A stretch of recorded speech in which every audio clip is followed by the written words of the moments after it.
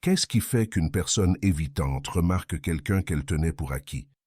Il existe une croyance répandue selon laquelle les personnes évitantes ne remarquent pas quand quelqu'un cesse de les poursuivre. On suppose que leur besoin de distance les rend aveugles aux changements relationnels.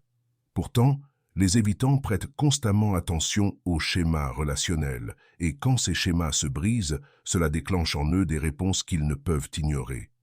Dans ce contenu, vous découvrirez exactement ce qui se produit lorsque vous cessez de surfonctionner, ce que les évitants remarquent réellement, et comment opérer ce changement de manière authentique.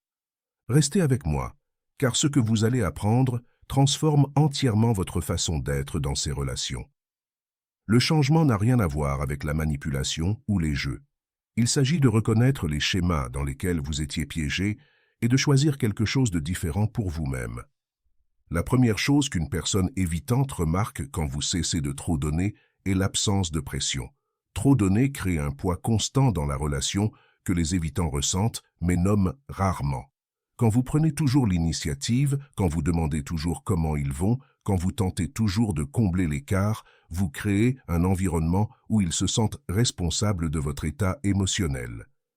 Ils commencent à associer votre présence à une obligation. Chaque message que vous envoyez, chaque projet que vous proposez, chaque tentative de connexion émotionnelle s'enregistre comme quelque chose auquel ils doivent répondre, gérer ou se sentir coupables de ne pas satisfaire. Cela s'accumule avec le temps jusqu'à ce qu'interagir avec vous ressemble à du travail plutôt qu'à un choix. Quand vous cessez de trop donner, cette pression se lève. L'absence est tangible pour eux. Ils ne se réveillent plus avec des messages exigeant des réponses. Ils ne ressentent plus le poids d'attentes non satisfaites flottant dans l'air. La relation n'exige soudainement plus rien d'eux, et cela crée un espace qu'ils n'ont pas ressenti depuis des mois ou des années. Il ne s'agit pas encore de vous manquer. C'est qu'ils éprouvent d'abord du soulagement. Ce soulagement est en réalité le début du changement, pas un signe que prendre du recul était une erreur. Le soulagement signifie que la pression était réelle, et l'éliminer leur permet d'exister dans la relation sans mécanisme de défense constamment activé. La deuxième chose qu'ils remarquent est que leurs propres schémas comportementaux deviennent visibles. Quand vous donnez trop, les évitants peuvent rester en mode réactif. Ils répondent à votre énergie, vos besoins, vos initiatives. Ils n'ont pas à examiner leurs propres schémas car ils sont trop occupés à gérer les vôtres. Mais quand vous vous arrêtez, ils se retrouvent avec eux-mêmes. Ils commencent à remarquer à quelle fréquence ils prennent réellement contact. Ils prennent conscience du peu qu'ils ont contribué. Ils voient le déséquilibre clairement pour la première fois car il n'est plus masqué par votre effort constant. Cette prise de conscience ne leur est pas toujours confortable. Beaucoup d'évitants éprouvent de la culpabilité ou de la honte quand ils réalisent à quel point les choses ont été unilatérales. Certains deviennent défensifs et tentent de rationaliser leur comportement. D'autres se taisent et se replient davantage au début, mais la prise de conscience elle-même est cruciale. Ils ne peuvent plus ignorer le schéma une fois qu'il est visible. Avant, ils pouvaient se dire que la relation était mutuelle, que les deux personnes participaient également. Votre don excessif permettait en fait cette illusion. Quand vous vous arrêtez, la réalité de leur retrait devient indéniable, même pour eux. Le protocole pratique pour cesser de trop donner commence par identifier vos comportements spécifiques de surfonctionnement. Notez tout ce que vous faites qui entre dans ces catégories. Initiez le contact plus qu'eux.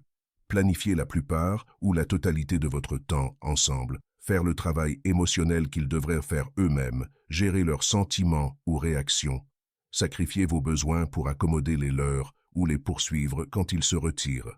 Soyez honnête sur l'ampleur complète. La plupart des gens sous-estiment combien ils font réellement jusqu'à ce qu'ils le voient écrit. Cette liste devient votre feuille de route de ce qu'il faut arrêter. Ensuite, arrêtez complètement ces comportements mais sans annonce. Ne leur dites pas que vous prenez du recul. N'expliquez pas que vous changez la dynamique. N'en faites pas une conversation relationnelle ou un ultimatum.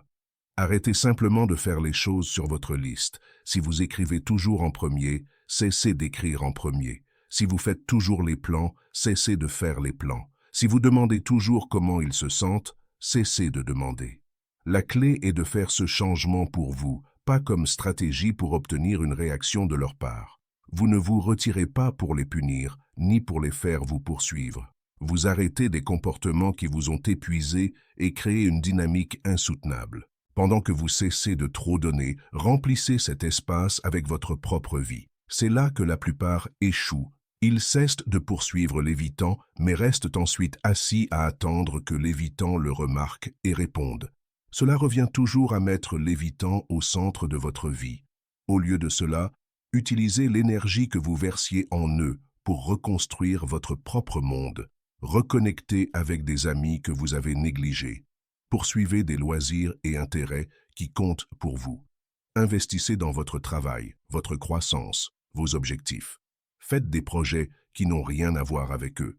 Le changement doit être réel, pas joué. La troisième chose que les évitants remarquent est le changement dans votre énergie quand vous interagissez. Quand vous donnez trop, vous vous présentez avec du besoin, même si vous pensez bien le cacher. Il y a un courant sous-jacent d'anxiété dans votre présence. Vous surveillez leurs réponses, tentez d'évaluer leur intérêt, espérez plus de connexion qu'ils n'en donnent. Les évitants ressentent cette énergie intensément et cela active leur réponse de retrait. Mais quand vous cessez de trop donner et investissez véritablement dans votre propre vie, votre énergie change. Vous devenez moins disponible émotionnellement, non parce que vous jouez un jeu, mais parce que vous êtes véritablement occupé par votre propre monde. Ce changement d'énergie est magnétique pour les évitants, d'une manière que la poursuite ne l'a jamais été. Quand vous vous présentez sans besoin, sans pression, sans le courant sous-jacent de vouloir plus que ce qui se passe dans l'instant, ils peuvent réellement se détendre avec vous. L'interaction semble plus légère. Ils ne sentent pas qu'ils vous déçoivent, simplement en étant eux-mêmes. C'est à ce moment que les évitants commencent à se déplacer vers la connexion plutôt que de s'en éloigner. Ils se déplacent vers les personnes qui n'ont pas besoin qu'ils soient différents de ce qu'ils sont, ce qui semble contre-intuitif, mais reflète comment fonctionne leur système d'attachement. La quatrième chose qu'ils remarquent est que vous ne gérez plus leurs émotions ou réactions. Ceux qui donnent trop deviennent souvent des gestionnaires émotionnels dans les relations avec des évitants. Vous aplanissez les conflits avant qu'ils n'arrivent. Vous ajustez votre comportement pour prévenir leur retrait. Vous prenez la responsabilité de leur confort et de leurs sentiments. Vous avez probablement appris exactement ce qui déclenche leur distance et vous avez construit toute votre approche autour d'éviter ces déclencheurs. Cela crée une dynamique où l'évitant n'a jamais à réguler ses propres émotions ni à prendre la responsabilité de ses schémas. Quand vous cessez de gérer leurs émotions, ils doivent faire face directement à leurs propres réactions. S'ils sont submergés, vous n'êtes pas là pour les apaiser ou vous en blâmer. S'ils veulent se retirer, ils doivent s'approprier ce choix plutôt que d'en faire votre faute pour être trop. S'ils se sentent coupables, ils restent assis avec cette culpabilité au lieu que vous les rassuriez immédiatement. C'est profondément inconfortable pour les évitants au début, mais c'est aussi là que la croissance se produit. Ils ne peuvent pas développer une meilleure régulation émotionnelle si quelqu'un d'autre le fait toujours pour eux. Certains évitants tenteront de vous ramener dans l'ancien schéma quand ils remarquent ces changements.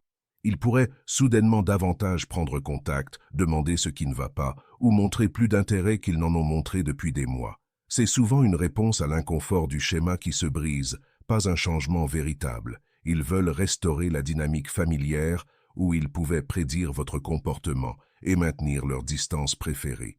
Si vous reprenez immédiatement le don excessif quand ils montrent cette attention, vous confirmez que leur ancienne approche fonctionne toujours. Le schéma se réinitialise et devient souvent pire car maintenant ils ont appris qu'ils peuvent être encore plus distants et vous serez toujours là. La réponse à cette phase de test est la cohérence. Restez dans votre nouveau schéma, indépendamment de leur réaction. S'ils prennent contact, répondez chaleureusement, mais ne ressuscitez pas les anciens comportements de surfonctionnement. Ne recommencez pas à prendre l'initiative simplement parce qu'ils ont pris l'initiative une fois. Ne versez pas d'énergie émotionnelle en eux simplement parce qu'ils ont montré un bref intérêt.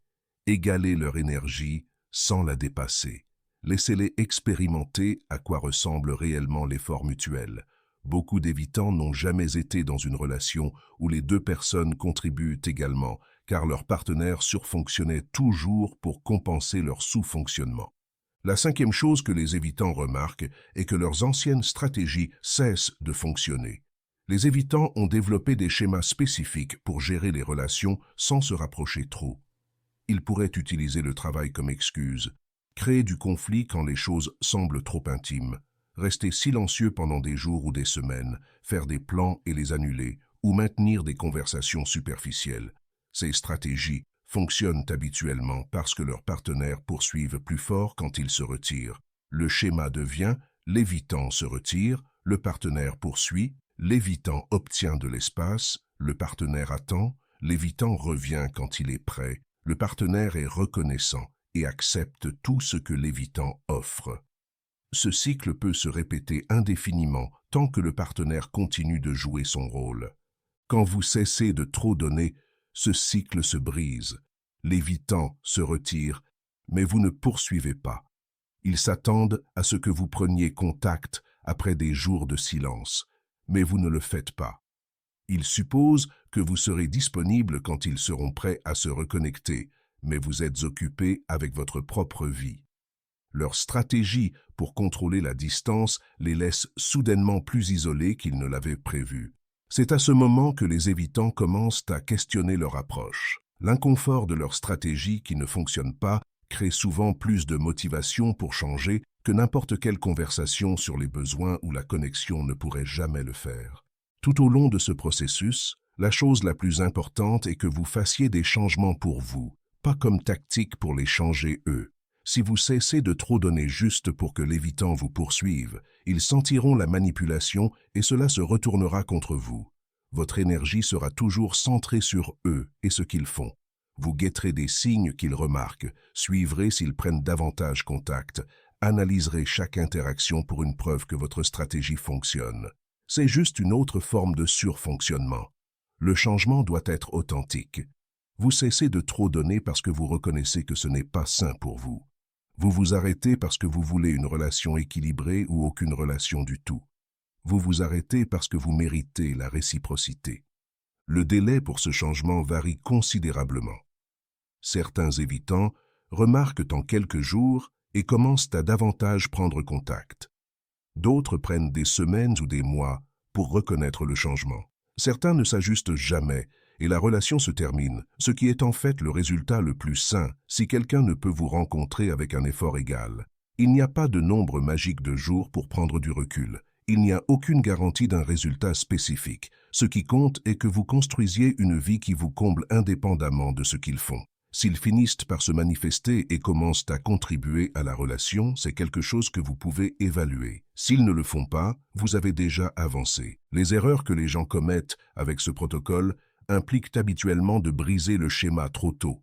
Vous cessez de trop donner pendant une semaine, l'évitant prend contact et vous les inondez immédiatement de toute l'attention et l'énergie que vous avez retenues. Cela confirme à l'évitant qu'il n'a qu'à vous donner des miettes occasionnelles d'attention pour vous garder enfermé dans le schéma, où vous cessez de trop donner, mais le rendez évident par votre ton, vos réponses ou vos explications que vous êtes blessé et vous retirez en réaction à eux. Cela crée exactement la pression que vous essayez d'éliminer. Une autre erreur courante est d'utiliser ce protocole comme punition ou comme moyen de faire ressentir à l'évitant ce que vous avez ressenti. L'énergie de vengeance ou de punition sabotera tout. Les évitants sont hautement accordés aux climats émotionnels et ils sentiront votre ressentiment même si vous ne le dites pas directement. Le changement doit venir d'un lieu de respect de soi et de récupération authentique de votre énergie. Vous ne vous retirez pas pour les blesser. Vous redirigez vos ressources vers vous parce que c'est là qu'elles auraient toujours dû être. La vérité plus profonde sur ce que les évitants remarquent quand vous cessez de trop donner est qu'ils se remarquent eux-mêmes plus clairement. Votre don excessif créait un miroir qui reflétait leur meilleure interprétation possible d'eux-mêmes. Vous mettiez tellement d'efforts qu'ils pouvaient se dire que la relation fonctionnait. Ils pouvaient se concentrer sur les façons dont ils se manifestaient plutôt que sur les façons dont ils ne le faisaient pas. Quand vous cessez de trop donner, ce miroir disparaît. Ils se retrouvent à regarder leur comportement réel sans la distorsion que vos efforts créaient. Ils voient combien peu ils ont offert. Ils ressentent le vide d'une connexion où ils ne contribuent pas. Ils expérimentent ce que c'est que de vouloir quelque chose de quelqu'un qui ne se rend plus infiniment disponible. Cette confrontation avec la réalité est ce qui crée la possibilité de changement. Pas la possibilité que vous les fassiez changer, mais la possibilité qu'ils choisissent de changer, parce que rester pareil devient trop inconfortable.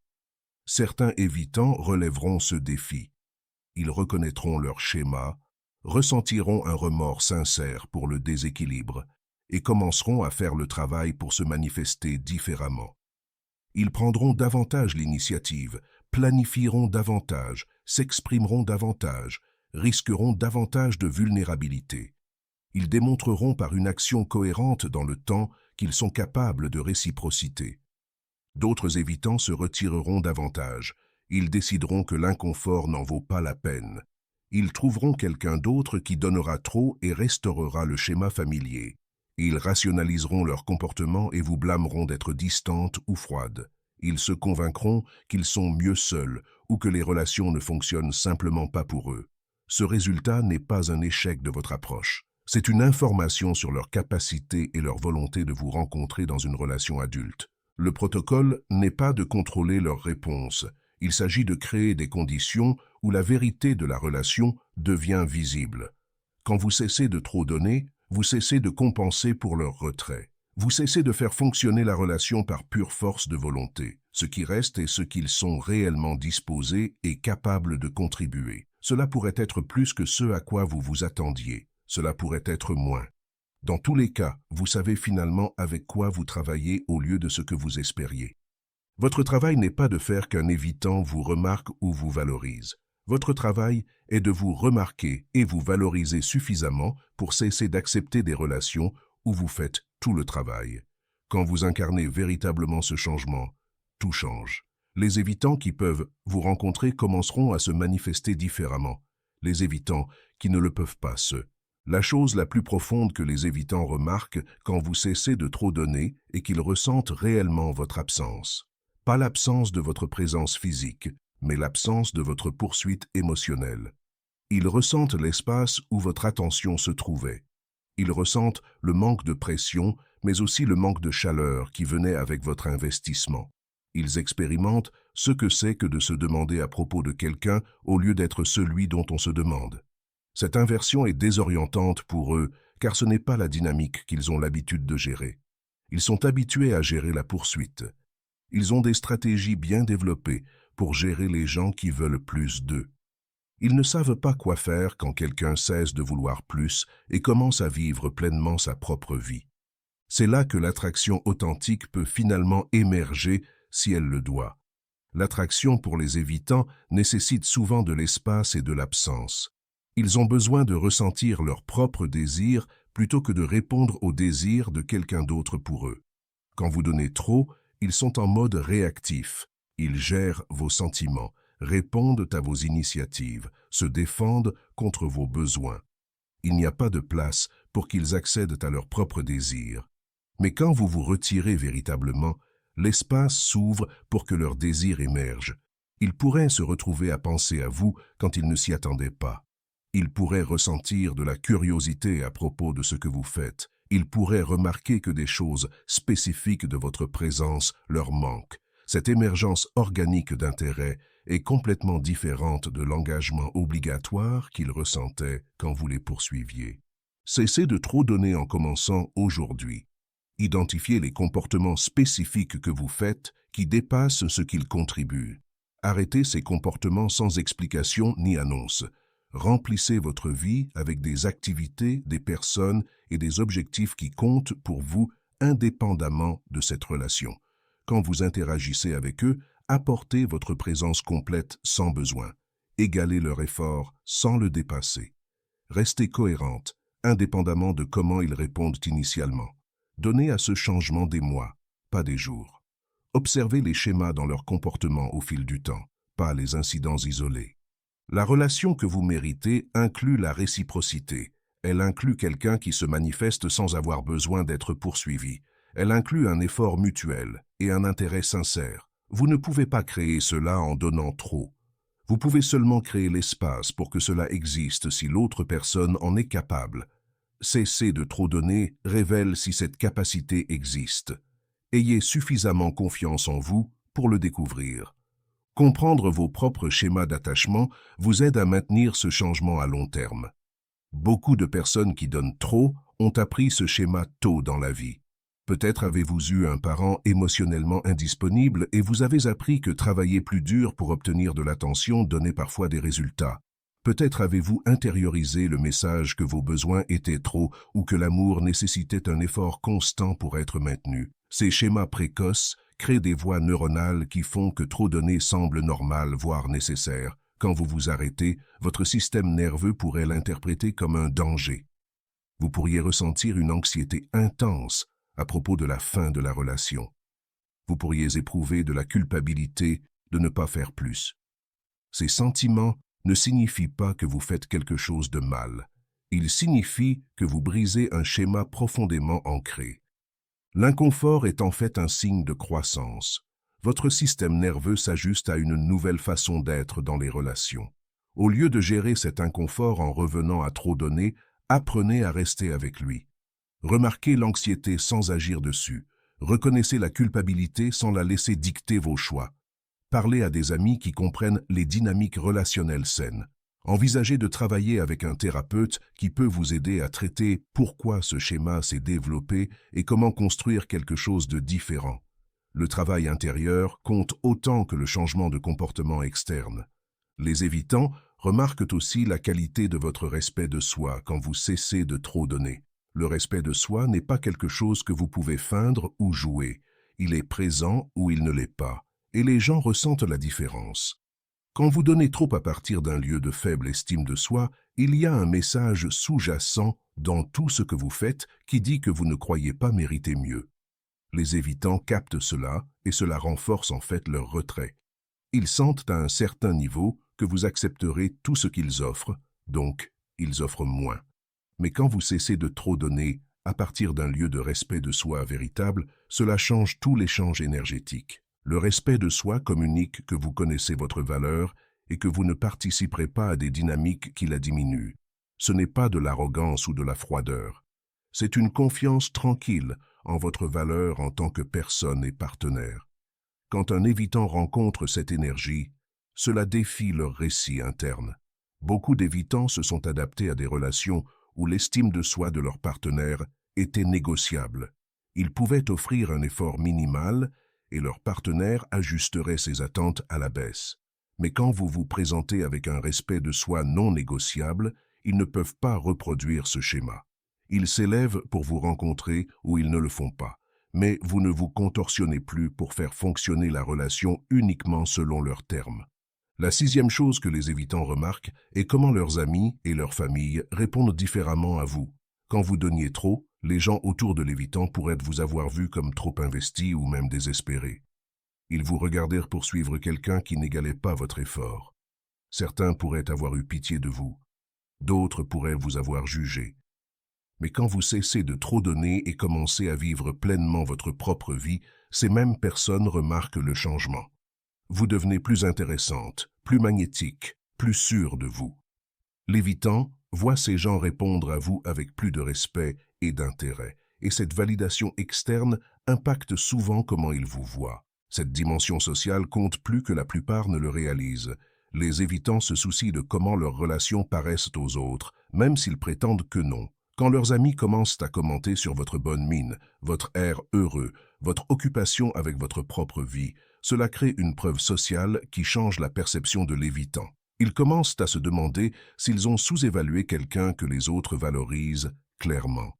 Cela n'a rien à voir avec les rendre jaloux ou jouer avec les dynamiques sociales. C'est simplement ce qui se produit naturellement quand vous récupérez votre énergie et l'investissez en vous. Les gens sont attirés par cette vitalité. La transformation n'est pas immédiate et elle n'est pas linéaire. Certains jours, vous vous sentirez forte dans votre nouveau schéma. D'autres jours, vous voudrez prendre contact, vous renseigner, retomber dans les vieilles habitudes. Vous aurez des moments de doute où vous vous demanderez si vous êtes trop distante ou trop froide. Vous questionnerez si vous auriez simplement dû accepter la relation telle qu'elle était. Ces moments sont normaux. Le changement est inconfortable, même quand il est positif. La clé est de ne pas agir sur chaque impulsion de revenir à trop donner.